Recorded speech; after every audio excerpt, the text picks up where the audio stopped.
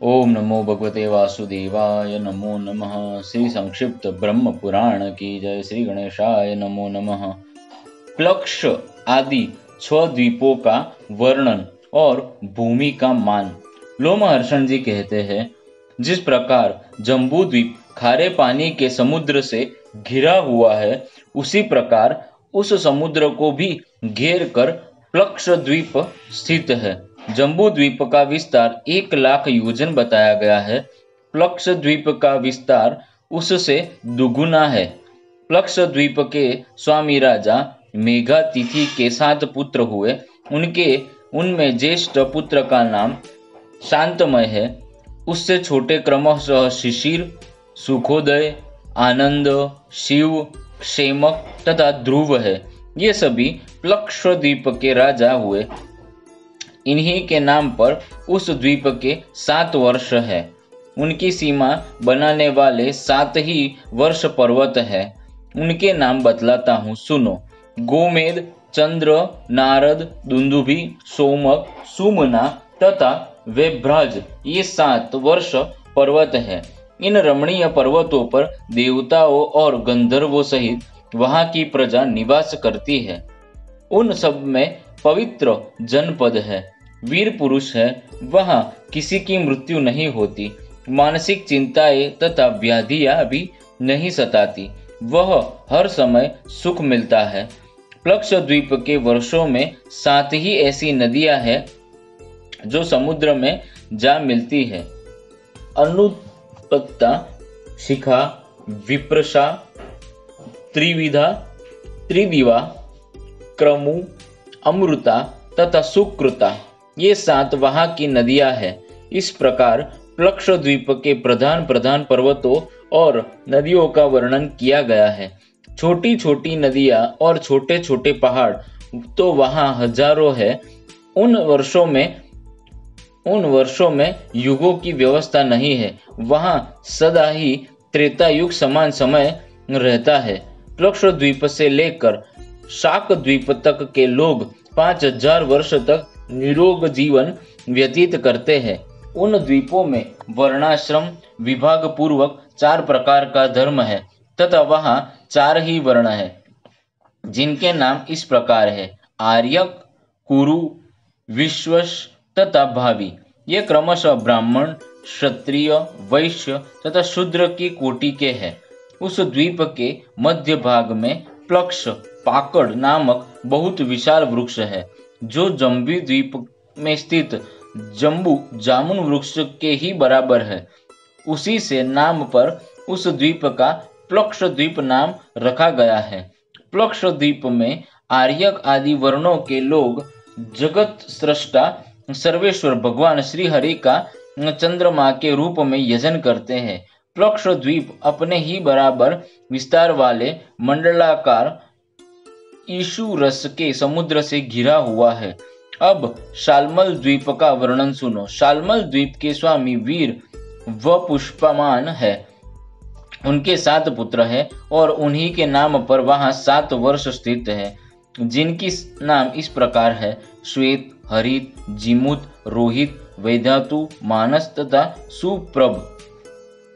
ईशुरस का जो समुद्र बताया गया है, वह अपने दुगने विस्तार वाले शालमल द्वीप के द्वारा सब ओर से घिरा हुआ है।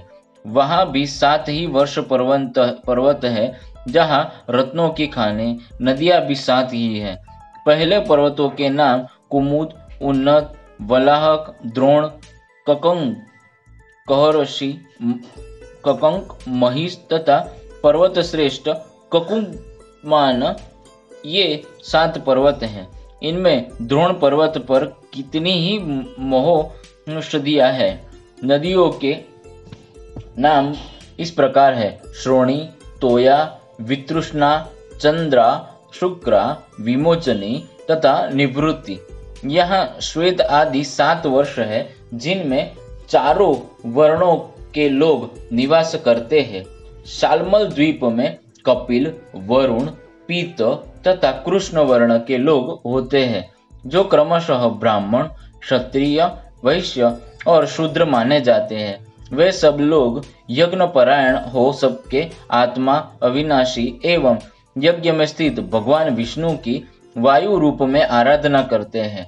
इस अत्यंत मनोहर द्वीप में देवताओं का सानिध्य बना रहता है।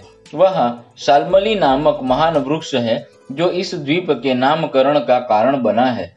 यह द्वीप अपने समान विस्तार वाले सूरा के समुद्र से घिरा हुआ है और वह सूरा का समुद्र शाल्मली द्वीप से दुगने विस्तार वाले कुश द्वीप द्वारा सब ओर से आवृत है। कुश द्वीप में ज्योतिषमान राजा है। अब उनके पौत्रों की नाम बतलाए जाते हैं, सुनो। उद्विद, वेणुमान, सूरत, रंधन, द्रुति, प्रभाकर और कपिल। इन्हीं के नामों पर वहां के 7 वर्ष प्रसिद्ध है। वहां मनुष्य के साथ साथ दैत्य, दानव, देवता, गंधर्व, यक्ष और किन्नर आदि भी निवास करते हैं। वहां ही मनुष्यों में भी 4 ही वर्ण होते हैं जो अपने अपने कर्तव्य के पालन में तत्पर रहते हैं। उन वर्णों के नाम इस प्रकार है: दमी, क्षुमि, स्नेह तथा मंदेह। ये क्रमशः ब्राह्मण, क्षत्रिय, वैश्य तथा क्षुद्र की श्रेणी में बताए गए हैं। वे शास्त्रोक्त कर्मों का ठीक ठीक पालन करते और अपने अधिकार के आरंभक कर्मों का क्षय होने के लिए कुश द्वीप में ब्रह्मा रूपी भगवान जनार्दन का यजन करते हैं। विद्रुम, हेमशैल, ध्रुतिमान, पुष्टिमान, कुशेशय, हरि और मंदराचल ये 7 उस द्वीप के वर्ष पर्वत है। नदियां भी 7 ही है जिनके नाम इस प्रकार है: धूतपापा, शिवा, पवित्रा, सम्मति, विद्रुति, विद्रुत, अंबस तथा मही। ये सब पापों का अपहरण करने वाली नदियां हैं। इनके अतिरिक्त भी वहां बहुत सी छोटी छोटी नदियां और पर्वत है। कुश द्वीप में कुशों का बहुत बड़ा वन है, अतः उसी के नाम पर उस द्वीप की प्रसिद्धि हुई है। वह द्वीप अपने ही बराबर विस्तार वाले घी के समुद्र से घिरा हुआ है। मुनिवरों, उपरयुक्त घी का समुद्र क्रोच द्वीप से घिरा हुआ है। उसका विस्तार कुश द्वीप से दुगना और कौच द्वीप के राजा ध्रुतिमान है। महात्मा ध्रुतिमान के 7 पुत्र हैं। महामना, ध्रुतिमना अपने पुत्रों को ही नाम से कौच द्वीप के 7 विभाग किए हैं, जिनके नाम है कुशग, मंदग, उष्ण, पीवर, अंधकारक, मुनि और दुंदुबी। क्रौच द्वीप में भी बड़े ही मनोरम 7 वर्ष पर्यंत है, जिन पर देवताओं और गंधर्व निवास करते हैं। उनके नाम है क्रौच, वामन, अंधकारक, देवव्रत, धर्म, पुंडरीकवान तथा दुंदुबी। ये एक दूसरे से दुगने बड़े हैं। जितने द्वीप है, द्वीपों में जितने पर्वत है तथा पर्वतों द्वारा सीमित जितने वर्ष है, उन सभी रमणीय प्रदेशों में देवताओं सहित समस्त प्रजा बेखटके निवास करती है। कौच द्वीप में पुष्कल, पुष्कर, धन्य तथा ख्यात ये 4 वर्ण है जो क्रमशः ब्राह्मण, क्षत्रिय, वैश्य एवं शूद्र की कोटि के माने गए हैं। वहाँ छोटी बड़ी सैकड़ों नदियां हैं, जिनमें 7 प्रधान है: गौरी, कुमुदुति, संध्या, रात्रि, मनोजवा, ख्याति तथा पुंडरीका। कौच द्वीप के निवासी इन्हीं नदियों का जल पीते हैं। वहाँ पुष्कर आदि वर्णों के लोग यज्ञ के समीप ध्यान योग के द्वारा रुद्र स्वरूप भगवान जनार्दन का यजन करते हैं। कौच द्वीप अपने समान परिमाण वाले दधिमंडलोद नामक समुद्र से घिरा हुआ है तथा वह समुद्र भी शाक द्वीप से आवृत है। शाक द्वीप का विस्तार कौच द्वीप से दुगना है। उससे स्वामी महात्मा भव्य है। उनके 7 पुत्र हैं, जिन्हें राजा ने उस द्वीप के 7 विभाग करके वहां का राज्य दिया है। राजपुत्रों के नाम है जलद, कुमार, सुकुमार, मन्निरक, कुसुमोद, मोदाकी तथा महाद्रुम। इन्हीं के नामों पर वहां से 7 वर्ष प्रसिद्ध हुए हैं। वहां भी 7 पर्वत है जो जलद आदि वर्षों की सीमा निर्धारित करते हैं। उनके नाम इस प्रकार है: उदयगिरी,